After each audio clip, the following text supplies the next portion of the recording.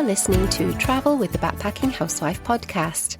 I'm your host, Janice Horton, an ex-housewife, an empty nester, and normally a nomadic world traveller who loves to discuss travel and dreamy destinations all around the world, and in particular, the pros and cons of midlife and senior travel, and about making the most of opportunities to travel in retirement, or what I like to call the golden age of travel. Welcome to episode 20, in which I want to share with you a fabulous destination experience that I touched on in episode 13, in which I talked about my greatest travel experiences to date and how they were really all about feelings rather than places. I want to tell you all about one remarkable day and 5 truly wonderful experiences in Cairo, Egypt. I also want to let you know that this episode marks the end of Season 1 of Travel with the Backpacking Housewife podcast, and I'll be taking a break for a few weeks to prepare for Season 2 starting in October, in which I'll be sharing more world travel stories and destination information, and I'll also be including more guest interviews on occasion in which we'll explore how other people in their midlife and in retirement and beyond are hoping to incorporate more travel in their new future and in their golden years. So back to this episode, I want to ask you, what immediately comes to your mind when you hear someone mention Cairo in Egypt? Is it current news and modern politics? Or ancient Egyptian history and amazing artefacts? Is it something that fascinates you? Is it somewhere that you've always longed to visit? For me, Cairo is not so much a sprawling modern capital city, but a wistful and immersive meld of imagined adventuring and bold exploration, with its famously rich history and ancient splendour. Growing up in the UK, I've always had a fascination with Egypt, ever since reading about Egyptian history and the kings and queens of Egypt in the Encyclopedia Britannica as a young child. Photographs showed stunning images, and the text told incredible stories of discoveries of thousands of year-old tombs found to contain ornate golden and bejeweled sarcophagus and mummified bodies and intact artefacts and other priceless treasures. And knowing that all these fascinating treasures were on display at the Museum of Egyptian Antiquities in Tahrir Square in central Cairo had always made Egypt, and Cairo in particular, an irresistible draw and a dream destination. So while on holiday in Sharm el-Sheikh, Egypt, we saw that our hotel was offering private day trips to Cairo, and we decided to grab the opportunity to take a break from the beach and take an early morning flight to Cairo with Egypt Air. I didn't actually get a wink of sleep that night because I was so excited about taking the trip. The alarm was set for before dawn, and we made our way to the local airport at first light. And soon I was peering down from my small oval window to see we were flying low over the Sinai Desert. The undulating sand dunes looked like red waves on a dreamy ocean, and I even spotted a miniature caravan of Bedouin people and their camels making their way through the wavy troughs with seemingly nothing but sand ahead of them and nowhere behind them, and I pondered over the intricacies of their lives and how they survived in such an arid landscape. I was so mesmerised that I missed my in-flight breakfast. On arrival in Cairo, we were met by our private guide for the day, who would show us round the Museum of Egyptian Antiquities and the Giza Plateau, incorporating the pyramids at Giza, the Sphinx, and the Temple of the Sphinx. He introduced himself to us as Sharif, a qualified Egyptologist, who was immediately welcoming and enthusiastic and informative about all our plans for the day. Sharif asked how long we wanted to allocate for looking around the museum, and I explained how, for me personally, I thought it would be the absolute highlight of our trip. But little did I know what was in store for us, as the whole day would be a highlight in my life. It was decided that we'd spend the whole morning in the Museum of Antiquities, with adequate time making sure to see the Tutankhamun rooms and also the additional mummy room. Sharif then said that he'd take us to lunch, and he suggested the Hard Rock Cafe, after which we'd sail down the Nile in a traditional sailing boat called a felucca. We hadn't realised that a sailing trip was on the agenda, and we were delighted. This would leave the afternoon free to spend exploring the Giza necropolis, just less than a 30-minute drive by car out of Cairo. Sharif also promised, should we have the time, that he would take us to a papyrus museum to round off the day, where we'd learn how to make traditional reed paper and to write in hieroglyphics. So the adventure begins. One day in Cairo, 5 amazing experiences. First up, visiting the Museum of Egyptian Antiquities in Cairo. Right now, I'm aware that final preparations are being made for the opening of the new Grand Egyptian Museum in Cairo later this year in 2021, and I get shivers of excitement just thinking about it. The main galleries will hold over 12,000 exhibits, and the Shrine of the Golden King, Tutankhamun, will display over 5,600 pieces. News from Egypt is that the shrine's ceiling is decorated with a winged sun disk, and a gate to the shrine shows inscriptions and texts from the Book of the Dead. So if you go to Cairo to see the Egyptian antiquities yourself, you will no doubt get to experience the new Grand Egyptian Museum, which is closer to the sites at Giza rather than the original museum, first inaugurated in 1902 in Tahrir Square, central Cairo, which is the oldest archaeological museum in the Middle East. But of course, the treasures are all still the same. When I first saw the treasures of ancient Egypt for myself and experienced walking around the vast and crammed rooms of the museum, I have to tell you that I was so overwhelmed by it all that I actually sobbed with joy as Sharif marched us along hallways and straight past the most incredible sights: gold sarcophagus, huge statues, and unimaginable treasures and jewellery. But Sharif absolutely insisted that we trusted him to show us all the things that, in his words, we needed to see in the limited hours that we had available to us to investigate and explore the expanses of the museum. He warned that if you ambled around stopping to gaze, even for a moment, on each of the 120,000 fabulous exhibits, then you would not spend many hours in the museum, but many, many years. He was right, of course, and without him we wouldn't have been regaled with the fabulous and detailed history of each of the important pieces that he highlighted to us.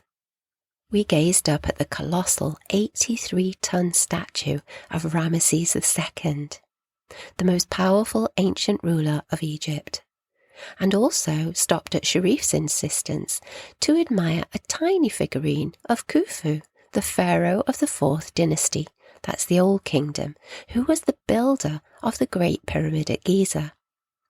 This tiny artefact, at around 7 or 8 inches tall, is, Sharif told us, the only complete 3-dimensional object which depicts Khufu, and that's why it's so incredibly important.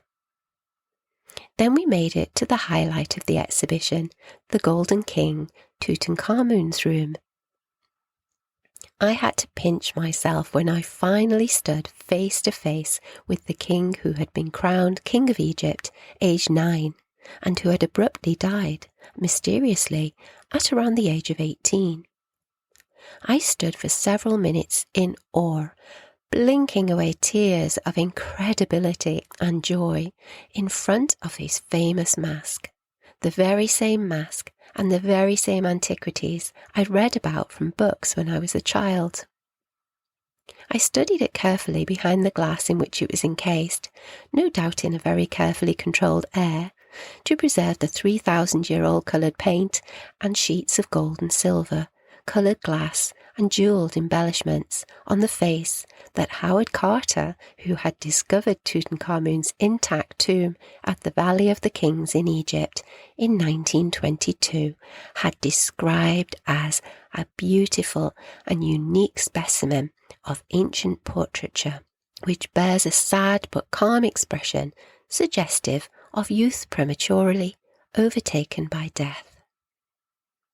Walking around the case, I inspected the back of the mask to see imprinted into sheet gold on the collar several vertical rows of hieroglyphic inscriptions. As a writer, I wanted to know what had been written as an epitaph to this boy king who had lived so long ago, but with whom, through time and space, I felt strangely and spiritually connected. Sharif explained the inscription.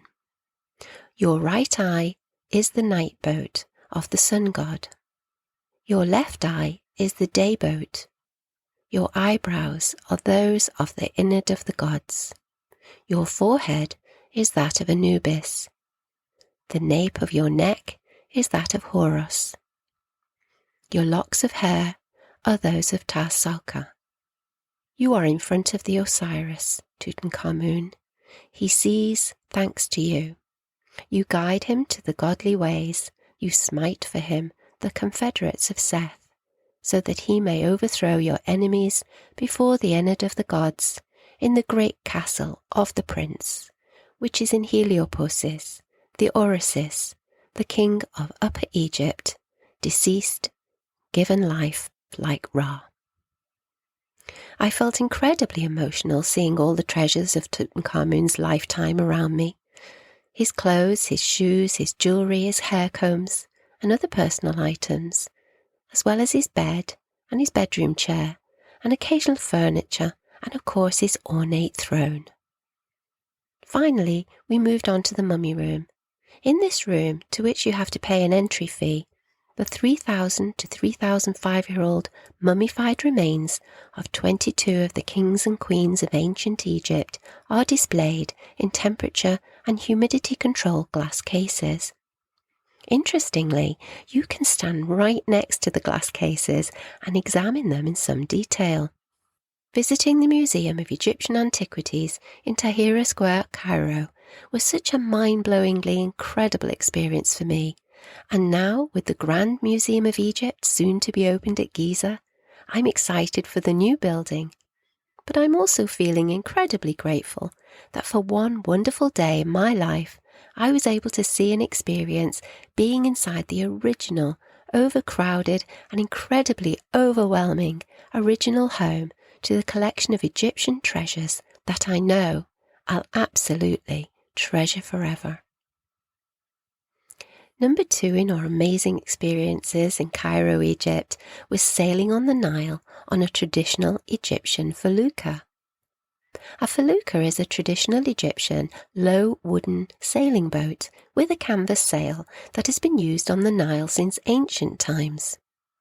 Today, it is an iconic image on the mighty river, and they are still crewed by local sailors. Sailing on the Nile on a felucca is a wonderful and relaxing way to spend time in Cairo, especially in the heat of the early afternoon and after all the walking and the excitement of the museum. It also feels so in keeping with the theme of history and tradition, and it seemed to me that there was no denying the authenticity of the boat and our boatman. Feluccas are available in lots of sizes, and so they cater for just a few tourists or larger tourist groups. Sharif had organised a small private boat for an hour of sailing, and there was just the 4 of us aboard. My husband and myself, Sharif, and our friendly boatman, Mohammed. After lunch at the Hard Rock Cafe in downtown Cairo, we headed down to the banks of the Nile and boarded the open-deck boat of a felucca. We sat on the forward section, shaded from the midday sun by the large single billowing sail, to enjoy the views on both sides of the banks of the Nile. It was a wonderful experience and one I would highly recommend to you. After exploring the Museum of Egyptian Antiquities in downtown Cairo and sailing on the Nile in a traditional felucca sailing boat, our guide Sharif drove us out of town to the Giza Plateau, also known as the Giza Necropolis, on the edge of the desert to investigate the pyramids. All were built during the 4th dynasty of the Old Kingdom of Ancient Egypt, that's 2700 to 2200 BC. The Great Pyramid is the oldest of the ancient wonders of the world, and it's the only one still in existence. My excitement knew no bounds, and I actually shrieked as I caught my first glimpse of the 3 famous primary pyramids, the last massive remaining wonders of the ancient world silhouetted by the sun from our car. We parked up on the sand and walked a short distance in the incredible heat of the afternoon, right to the base of the giant block structures to pose for lots of photos that Sharif absolutely insisted on taking using my own camera. The best thing we did that day was to employ Sharif to guide us. You can read more about this amazing day and see all our photos, by the way, if you want to look up the corresponding post on my website at thebackpackinghousewife.com. Sharif was so knowledgeable not only of Egyptian history, but he had the most incredible organisational skills, and he always knew exactly where to take us for the best experiences. I also saw that he spoke discreetly to the pyramid guards and police, and somehow managed to convince them to allow us to take our small camera into the pyramids, even though there was a big sign stating no cameras inside. I'm guessing we only got away with it as there were few tourists that day. Did I mention that it was hot? Our visit was in August and it was over 40 degrees C. I suppose the benefit of going there in the summer and during the hottest part of the day meant that there were not as many tourists around. Everyone else had, I imagine, seen the pyramids in the comparatively cooler part of the morning and then headed to the air-conditioned museum in the heat of the afternoon. Squeezing into the narrow shaft and climbing down a sloping wooden ladder into the pyramids, all the way down to the crypt at the bottom, felt like being baked in a pizza oven. But it was worth the sweltering discomfort and the feelings of claustrophobia to be so deeply inside the pyramid. I would have hated to have been there when it was busy, as the narrow shaft only allowed for one-way traffic. We explored each of the pyramids in turn, buying tickets on site and squeezing into the narrow chutes leading down and then sometimes levelling off before going down again into the tombs. Outside the pyramids, Sharif insisted on taking lots and lots of wonderful and often quirky photos of us with my camera. And as if seeing the pyramids wasn't enough, Sharif had arranged one of the guards at the plateau to open up a locked wooden door at the bottom of some steps in the sand, to allow us entry into what Sharif described as the engineer's tomb. This secret tomb was, we were told, a gift from the pharaoh Khufu to his chief engineer of the Great Pyramid, and it was an eternal resting place for him and his family. And as we waited in great anticipation for the wooden door of the chamber to be unlocked, I saw that there were rows of perfectly preserved hieroglyphics on the stone above the door, and to say I was excited was an understatement. It was quite clear to us that this crypt was not normally open or available to tourists. Inside the crypt, it was low and narrow and deep, with stone columns decorated with more perfectly preserved hieroglyphics holding up the roof, and on the walls were carved pictures and statues of the engineer and his entire family, and it felt so very special and sacred to be inside this mausoleum. Even though I'm a writer, I find it hard to know the words to explain to you how I felt that day, experiencing the ancient wonders of Egypt with my own eyes and touching them with my own hands. It was then, and still is, one of the most special and emotional days in my entire life. Standing in front of the very same sites and antiquities that I gazed at in the pages of history books as a child was at times just too much, and I wept spontaneously with wonder and joy, several times that day simply because I couldn't contain my overwhelming feelings of being faced with such incredible history and the achievement of a lifelong dream. The Great Sphinx at Giza is considered an icon of the ancient Egyptian civilization, and the giant structure features a lion's body and a human head adorned with a royal headdress. The statue was carved from a single piece of limestone and likely dates from the reign of King Kafar, which is 2575 to 2465 BC, and it's said to depict his face, although many believe that this monument is much older and predates King Kafir, and it is of the jackal god Anubis, the god of funerals. There is certainly an air of the unknown and a mystery around its origins. And to be faced with this amazing and famous structure is awe-inspiring. Sharif once again took my camera from me and insisted on taking lots more photos, and he took great pride and skill in taking the ones of me apparently kissing the Sphinx on its lips. Right in front of the Sphinx, an open structure was erected, and some archaeologists consider it to be the temple of the Sphinx. Others say the temple is dedicated to the god Ra, the famous sun god of the Egyptians. It's a special and spiritual place to behold, and I found myself silently thanking the sun, the stars, the whole universe for granting me this truly momentous special day in my life. And while we were at the temple, having our photos taken, peering out from between the standing columns to appease Sharif, who was still insisting on taking more mementos of the fabulous day, for which I am now truly grateful, we saw that a white feather had floated down from above and landed at our feet. And in such a special place, I felt it was a sign that my grateful thanks had been acknowledged.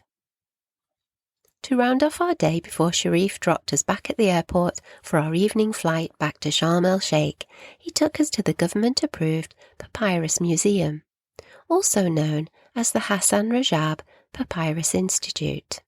The late Dr. Hassan Rajab opened his Papyrus Institute in 1968 to re-establish the authentic papyrus ancient technique. The Institute provides visitors with a demonstration on how the papyrus plant was turned into a paper material for writing on by the ancient Egyptians that has survived for thousands of years.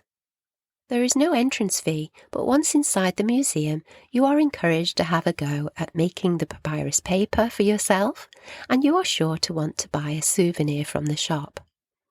We bought 3 beautiful papyrus parchment papers featuring our 3 sons' names in hieroglyphics. The museum is located just outside the centre of Cairo on the west bank of the River Nile and between the Cairo Sheraton and the University Bridge.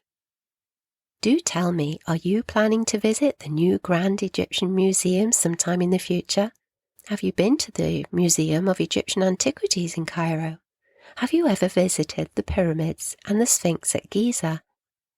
I'd love to hear your stories if you've been to Cairo and about your dreams and plans of travelling there if it's still on your bucket list. Get in touch, I'd love to hear from you. You can email me through my contact page on my website, get in touch through my social media channels. I'm on Facebook as the Backpacking Housewife. I'm on Instagram as Janice Horton Writer, and if you're on Twitter, then tweet to me and tell me about your travel plans for this year or the near future. I'm at Janice Horton. That's JANICEHORTON. And I'll be back for Season 2 at the start of next month, in October. So do subscribe and follow me here on Travel with the Backpacking Housewife podcast for inspiring and informative new podcast episodes, and do also visit my website at thebackpackinghousewife.com, where I'm also discussing ways to plan for and to prioritise travel and adventure in our lives and in our new future and what is set to become a new and golden age of travel.